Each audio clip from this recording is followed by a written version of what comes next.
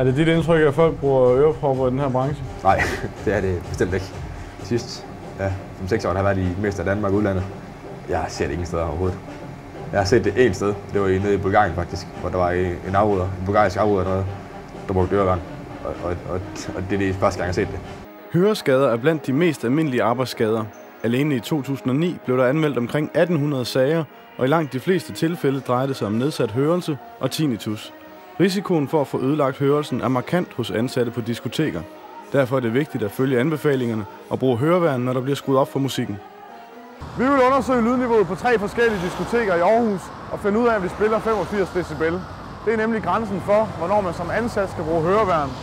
Og det lydniveau svarer cirka til larm ved en stor vej i myldretiden, ligesom Randersvej her i Aarhus en mandag morgen.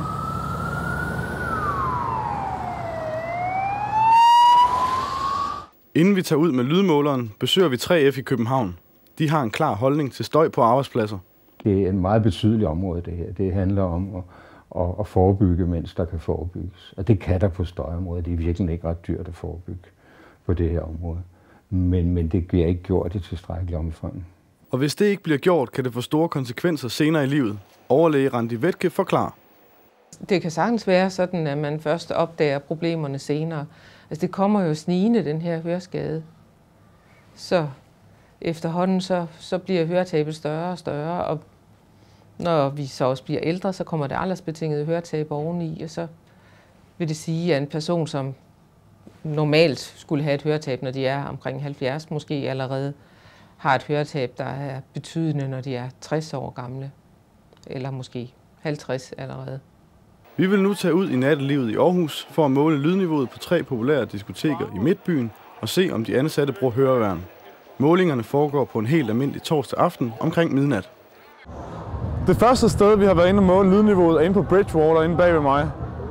Vores måleudstyr har en usikkerhed på 3,5 decibel. Selvom man trækker det fra vores måling på Bridgewater, ligger lydniveauet stadig over 90 decibel og dermed langt over grænsen for, hvornår man skal anvende høreværn. Det så vi ingen ansatte gøre. Lydniveauet på Bridgewater svarer til at stå på en meters afstand af en røgalarm.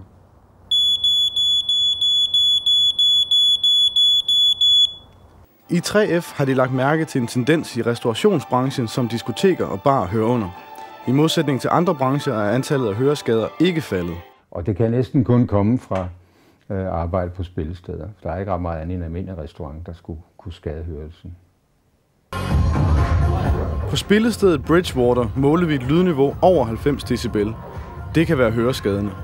Vi tager nu videre til et andet sted i nattelivet.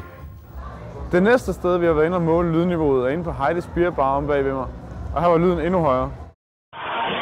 Igen foretager vi målingen så tæt på baren som muligt. Når man trækker usikkerheden fra, viser måleren omkring 95 decibel.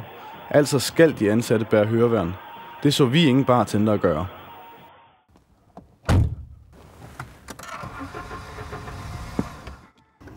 Lydniveauet på Heidi's Beer Bar svarer faktisk til lyden af et bilhorn. For at danne os et bedre overblik over brugen af høreværn, har vi foretaget en rundspørge. 45 diskoteksansatte har svaret. Kun 4 brugte høreværn. Kun få vidste, hvor højt der rent faktisk bliver spillet på deres arbejdsplads.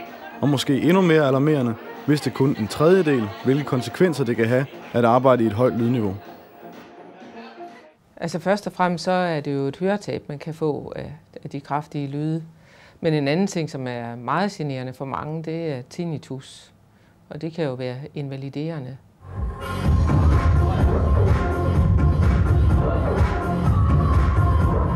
Det sidste sted, vi har målt lydniveauet, er herinde på Social Club.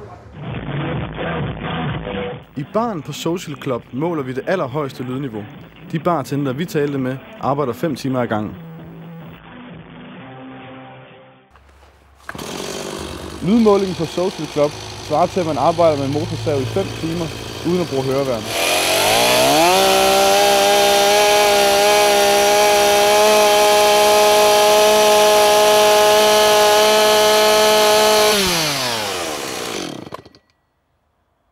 Der kan man ikke opholde sig i mere end en time uden at få en høreskade. Så det er virkelig voldsomt, og der er jo stor risiko for, at man får tinnitus også. Vi vil rigtig gerne have, at Arbejdstilsynet går hyppigere ud og besøger nogle af de her steder, og det er der 2 grunde til. Det ene, fordi der er meget at finde, og det andet er, fordi vi som branche, både som arbejdsgiver og arbejdstager, har forholdsvis svært ved at få vores budskab igennem over for den del af branchen.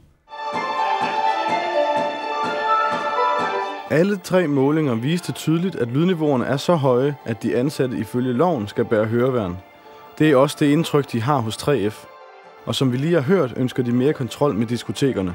Men hos Arbejdstilsynet genkender de ikke problemet.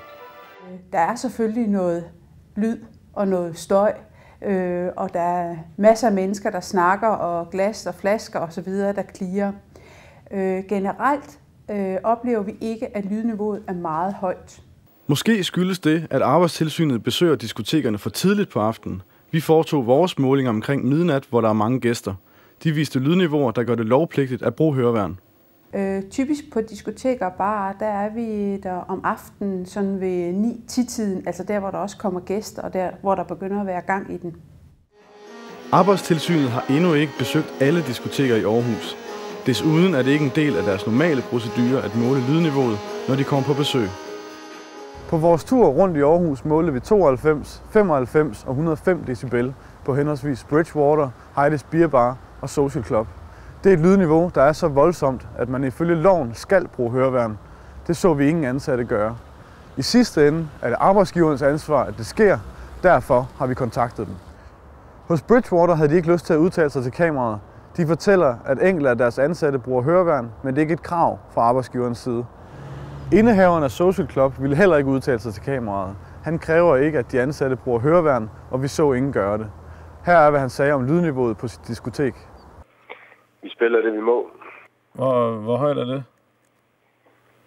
Det er det, vi må. Jeg kan ikke huske de tal i hovedet. Det må du ikke forvente af mig. Men hvordan sørger I for at holde lydniveauet nede på det niveau, man må spille?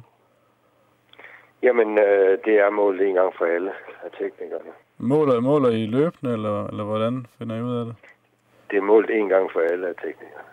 Indehaveren ville ikke kommentere på vores konkrete måling.